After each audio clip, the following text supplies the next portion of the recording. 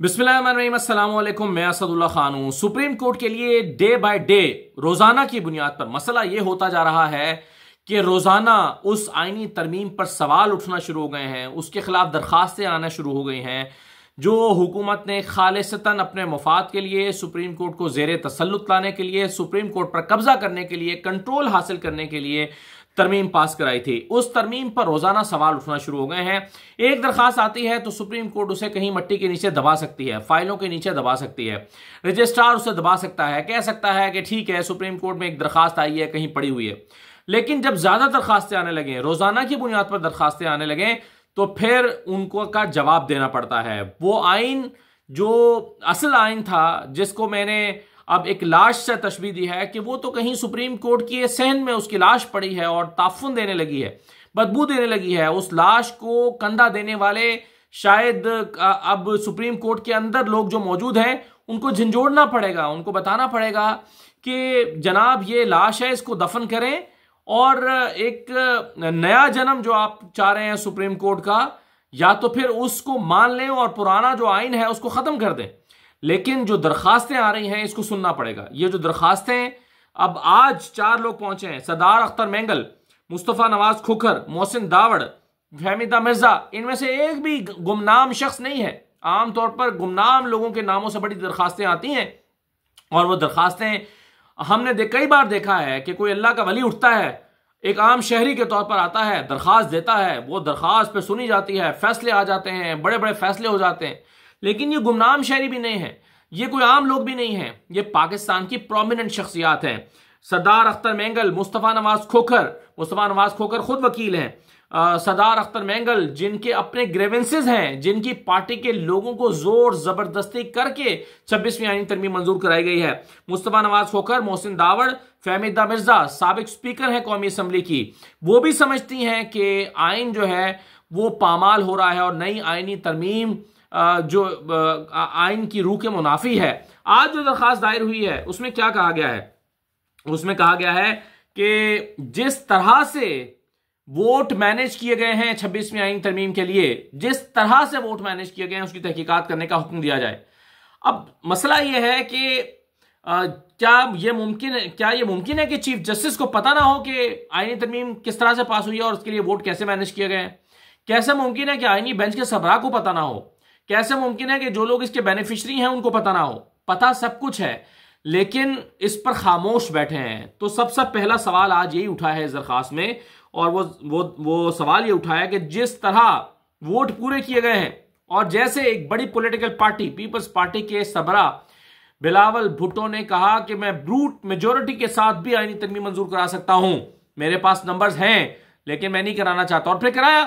फिर उन्होंने पीटीआई के 4 लोगों के वोट लिए, अख्तर मेंगल की पार्टी के 2 लोगों के सेनेट में वोट लिए, जबरदस्ती लिए, और जैसे वोट लिए गए ये हमें अंदाजा है और शायद सुप्रीम कोर्ट को भी अंदाजा है कि वो कैसे वोट मैनेज किए गए। तो इसीलिए सबसे पहला सवाल ये उठाया गया है कि तहकीकात करवाई जाए कि वोटों को कैसे मैनेज किया गया। दूसरा कहा गया कि आईनी तरमीम की शिक 7, 14, 17 और 21 इनको गैर आईनी करार दिया जाए।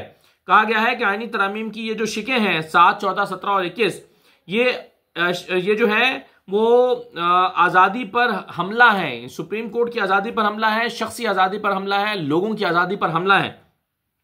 और कहा है कि अदालत करार दे कि मज़कूरा शिकों की कोई आईनी हैसियत नहीं है। अदालत ये कहे कि इनकी मज़कूरा शिकों की कोई हैसियत नहीं है। 5 नवंबर की जुडिशल कमीशन की कार्रवाई को कलअदम करार दिया जाए। 5 नवंबर को क्या हुआ? जुडिशल कमीशन बैठा, उस जुडिशल कमीशन ने बैठ के एक आईनी बेंच बना दिया। उस आईनी बेंच का सरबराह 4थे नंबर के जज को बना दिया, और उस जज ने खुद उस जुडिशल कमीशन में बैठकर अपने आप को वोट दिया, और अपने आप को वोट देकर आईनी बेंच के सरबराह बन गए। यानी एक शख्स अपने ही वोट से आईनी बेंच का सरबराह बन गया, जस्टिस अमीनुद्दीन। और जस्टिस अमीनुद्दीन जो है उनको बना दिया गया, जबकि 4 तारीख को 26वीं आईनी तरमीम के खिलाफ जो दरखास्तें आई थी उनको समाअत के लिए मुकर्रर करने का प्रैक्टिस एंड प्रोसीजर कमेटी का अक्सरियती फैसला भी मौजूद था, जस्टिस मुनीब अख्तर का और जस्टिस मंसूर अली शाह का, जिसमें उन्होंने कहा था कि 4 तारीख को ये दरखास्तें समाअत के लिए फुल कोर्ट के सामने मुकर्रर की जाएं। लेकिन वो नहीं हुआ, वो लाश अलहदा पड़ी है सुप्रीम कोर्ट के सहन में, जहां पर वो आईनी हुकूमतें जो हैं वो यानी जो अभी हमने देखा कि बुनियादी इंसानी हकूक की आज़ादी की यादगारें बनाई गई हैं, वहीं कहीं आसपास कहीं पड़ी है। और फिर इसमें कहा गया दरखास्त में कि जुडिशल कमीशन को कोई भी कदम उठाने से रोकने का हुक्म दिया जाए। ये जो जुडिशल कमीशन है, ये जिसमें अब हुकूमत की अक्सरियत है, जिसने आईनी बेंच बना दिया है, जिसने बाकी सिंध का बेंच बनाना है, तो जिसने ये सारे इकदाम करें, उस जुडिशल कमीशन को काम करने से रोका जाए। कौन रोकेगा? यही सुप्रीम कोर्ट। इसी सुप्रीम कोर्ट का जुडिशल कमीशन भी है, इन्हीं सुप्रीम कोर्ट के 4-5 जजेस उसमें बैठे हुए हैं। इसी सुप्रीम कोर्ट से कहा जा रहा है कि आईनी बेंच जिसने बनाया है जुडिशल कमीशन ने, उसको रोका जाए काम करने से। तो ये बड़ा कॉम्प्लेक्स इशू बन गया है। यानी ये दरखास्तें सुप्रीम कोर्ट के सामने आई हैं, सुप्रीम कोर्ट के जजेस ने फैसला करना है, और उन जजेस ने फैसला करना है जो इसके बेनिफिशियरी हैं। जस्टिस याहिया अफरीदी बेनिफिशियरी हैं, फैसला करना है। जस्टिस अमीनुद्दीन बेनिफिशियरी हैं, उन्होंने फैसला करना है। यही जज, दोनों जज प्रैक्टिस एंड प्रोसीजर कमेटी में भी बैठे हैं, यानी इन्होंने केस भी इन्होंने ही लगाना है। और अमीनुद्दीन खान साहब भी जाकर हेड कर रहे हैं आईनी बेंच को। अगर आईनी मामला हैं तो वो आईनी बेंच ने सुनने हैं। तो सवाल ये पैदा हो रहा है कि दरखास्तें जिसके सामने आई हैं उन्होंने ही फैसला करना है और अपने खिलाफ सुनना है। तो बड़ी अजीब सी सिचुएशन होगी। कल मैं कामरान मुर्तजा साहब से पूछ रहा था कि ये कैसे होगा, अपने खिलाफ कैसे सुनेंगे? तो उन्होंने कहा इसका आसान हल ये है कि जो बेनिफिशियरी हैं वो अलग हो जाएं, बाकी सुप्रीम कोर्ट में जितने जजेस हैं वो सारे बैठ के इसको 26वीं आईनी तरमीम को सुन लें। यानी जस्टिस अमीनुद्दीन को आप निकाल दें, आईनी बेंच को निकाल दें, याहिया अफरीदी को निकाल दें, बाकी जो जजेस बैठते हैं वो बैठे और बैठ के सुने इन 26वीं आईनी तरमीम को। जो बेनिफिशियरी है वो ना सुने, तो शायद कोई हल निकल सकता है। फिर इसमें कहा गया है supreme court practice and procedure कानून में हालिया तरमीम को भी गैर कानूनी और गैर आईनी करार दिया जाए। अगेन ये केस जो दरखास्त आई है, इस दरखास्त को लगाने का फैसला इसी प्रैक्टिस एंड प्रोसीजर कमेटी ने करना है, और इसी प्रैक्टिस एंड प्रोसीजर कमेटी के खिलाफ इसमें एक दरखास्त भी मौजूद है। तो साइकिल है, ये ऐसे ऐसे घूम रहा है सर्कल में कि आपने प्रैक्टिस एंड प्रोसीजर कमेटी के पास जाना है, उसने केस मुकर्रर करना है और केस समाअत के लिए मुकर्रर होना है, और फिर दरखास्त भी इन्हीं के खिलाफ। तो ये मुमकिन कैसे, ये कैसे होगा? ये एक अजीबोगरीब सी सूरत हाल होगी। और सुप्रीम कोर्ट के मामला को लेकर इस वक्त आईनी हलकों में, कानूनी हलकों में बहुत सख्त बेचैनी पाई जाती है कि ये क्या होगा। अब इसको नजरअंदाज करना मुमकिन नहीं रहा। यह नहीं हो सकता कि इतने लोगों की दरखास्तें आ जाएं और पड़ी रहें। कोई भी अदालत पे खड़ा होकर कल पूछेगा सर हमारी दरखास्तें पड़ी हुई हैं, उसको रिजेक्ट करें, सुने या ना सुने, यानी सुने और उसके बाद उसको मुस्तरद कर दें या कबूल कर लें, लेकिन सुने। सुप्रीम कोर्ट में अब मेरा ख्याल है तहरीक इंसाफ के लोग भी शायद ये बार बार सुप्रीम कोर्ट के पास अब जाएं और जाकर कहें कि जनाब ये 26वीं तरमीम की दरखास्तें पड़ी हुई हैं, इनको सुना जाए। स्ट्राइक करना पड़ेगा, मेरा ख्याल है कि नॉक करना पड़ेगा, दरवाजे पर दस्तक देना पड़ेगी, दरवाजे पर, सुप्रीम कोर्ट के दरवाजे पर दस्तक देकर जगाना पड़ेगा उन लोगों को जो सो रहे हैं। शायद अब यह करना पड़ेगा। और फिर कहा गया सुप्रीम कोर्ट, इस दरखास्त में कहा गया कि सुप्रीम कोर्ट में जजेस की तादाद बढ़ाने के लिए बनाए गए कानून को भी कलअदम करार दिया जाए। ये जो जजेस की तादाद बढ़ाने का, 34 करने का जो कानून दिया गया है, ये सारी जो चीजें हैं वो आज दरखास्त की सूरत में पहुंची हैं सुप्रीम कोर्ट के पास। और मैंने आपको बता दिया इसमें बड़े कैलिबर के नाम हैं, अख्तर मेंगल हैं, मुस्तफ़ा खोखर हैं, फहमीदा मिर्जा हैं, मोहसिन दावड़ हैं, ये सारे लोग दरखास्त लेकर 26वीं आईनी तरमीम के सुप्रीम कोर्ट में पहुंचे। अब सुप्रीम कोर्ट का इम्तहान है कि वो इन दरखास्तों को समाअत के लिए कैसे मुकर्रर करती है। ये नहीं हो सकता कि आप इसको नजरअंदाज कर दें। मैं भी आपको रोजाना याद कराता रहूंगा कि दरखास्तें आई हुई हैं, बस सुप्रीम कोर्ट सुन नहीं रही। सुप्रीम कोर्ट के वो जजेस जो बेनिफिशियरी हैं वो ना सुने, बाकी लोग सुन लें। लेकिन यहां पर जिस बंदे ने अपने आप को वोट दिया है वो अपने पास इसको फिक्स कर लेगा, देख लीजिएगा। देखिए ना, जस्टिस अमीनुद्दीन ने खुद अपने आप को वोट दिया है, और हो सकता है कि दरखास्तें भी अपने ही सामने फिक्स कर लें। तो फिर कॉन्फ्लिक्ट ऑफ इंटरेस्ट होगा कि भाई जो बंदा बेनिफिशियरी है वो बंदा कैसे सुन सकता है, यह सवाल अभी से उठ जाएगा। लेकिन अगर ये दरखास्तें समाअत के लिए मुकर्रर होती हैं तो मुझे खदशा यह है कि ये आईनी बेंच के सामने मुकर्रर हो जाएंगी। हालांकि आईनी बेंच इसी तरमीम के नतीजे में वजूद में आया है। तो असल बात यह है, मैं इसको वाइंड अप करता हूं इस इशू को, असल बात यह है कि सुप्रीम कोर्ट में अब इतनी ज्यादा दरखास्तें आना शुरू हो गई हैं 26वीं तरमीम के खिलाफ कि इसको नजरअंदाज करना मुमकिन नहीं है, और अगर आप करेंगे तो ये दुरुस्त नहीं है।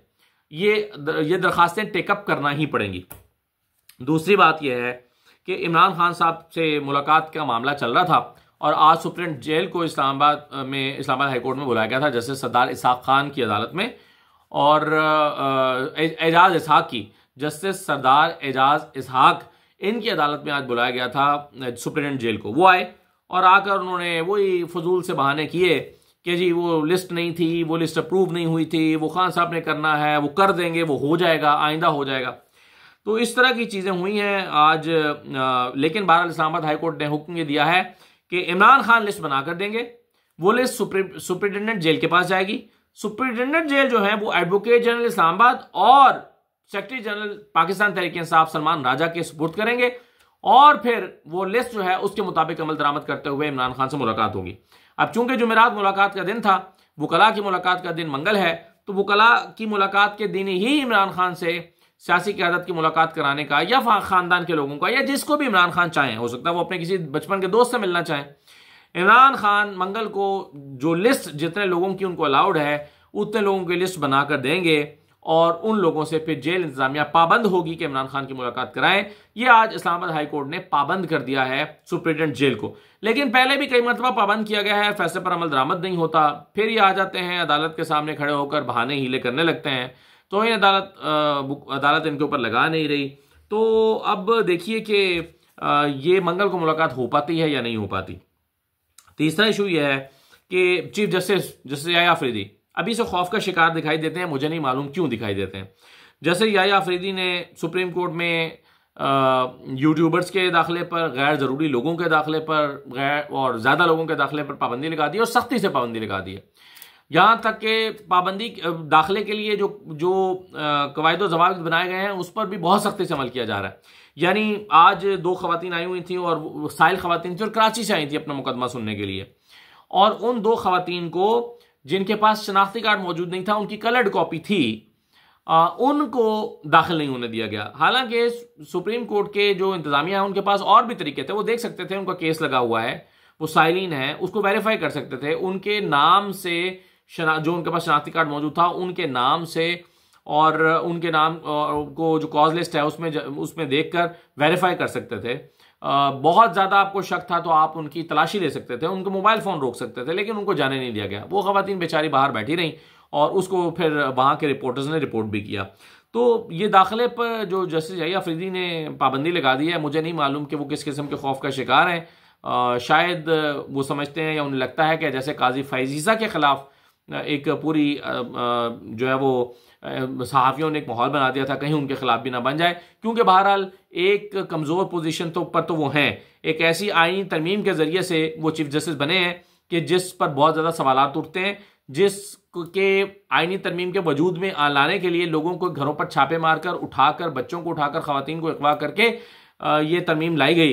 तो इस तरह से लाई गई तरमीम के नतीजे में चीफ जस्टिस याया अफरीदी जज बने, चीफ जस्टिस बने, और फिर वो अपने आप को इस कुर्सी यानी जो इसका मनसब है उसके ऊपर उन्होंने बैठाया है। अब वो गुरेजा हैं कि इस 26वीं आईन तरमीम के खिलाफ कोई दरख्वास्त सुने, तो शायद खौफ कहीं ना कहीं उनके दिल में मौजूद है, इसलिए वो इस तरह की सख्त पाबंदियां लगवा रहे हैं। सिर्फ यही नहीं बल्कि स्पीकर कौमी असम्बली ने भी कॉरिडोर्स में जो बातचीत करते हैं, मोबाइल ऑन कर लेते हैं रिपोर्टर्स और सवाल पूछते हैं, पाबंदी लगा दी है कि बातचीत नहीं होगी, सियासतदानों से सवाल ही नहीं किया जाएगा उनकी रजामंदी के बगैर। हाँ, अगर कोई चाहे कि मुझसे पूछ लो, मेरा इंटरव्यू कर लो, तो कर सकते हैं, लेकिन आप उनसे पूछे बगैर, उनकी रजामंदी के बगैर मोबाइल ऑन करके सवाल नहीं कर सकते। ये पाबंदी वहां पर भी लग गई है।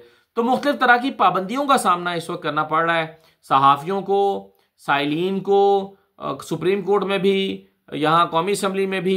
तो मुख्तलिफ तरह की पाबंदियों का सामना करना पड़ रहा है और ये पाबंदियाँ जाहिर करती हैं कि हुकूमत और सुप्रीम कोर्ट की इंतज़ामिया दोनों ही खौफ का शिकार है। इजाज़त दीजिए, अल्लाह हाफ़िज़।